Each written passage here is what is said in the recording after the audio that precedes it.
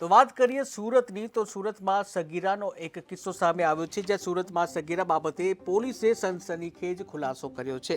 પ્રેમને પામવા સગીરા મોત નજીક પહોંચી હતી ત્યારે સગીરા પ્રેમીને મળવા માટે ઉત્તર પ્રદેશથી સુરત આવી હતી।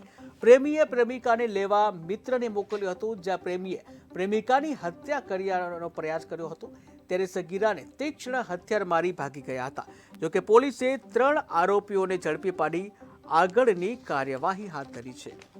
એક અજાણી અંદાજિત 16 થી 18 વર્ષની છોકરીને ગળે ફાંસો લગાવેલ અને ગળાના ભાગે ગંભીર ઈજા થયેલ હાલતમાં 108 મારફતે સ્મીમેર હોસ્પિટલમાં દાખલ કરાવવાની જે હકીકત મળતા તાત્કાલિક ધોરણે પલસાણા પોલીસ સ્ટેશનની ટીમ હોસ્પિટલની વિઝિટ કરતા એ છોકરીને ગળે મફલર ટાઈટ બાંધેલ હતું અને ગળાના ભાગે કોઈ ધારદાર વસ્તુથી 2 મોટા અને ઊંડા ચેકા મારેલ હોવાનું જણાઈ આવેલ।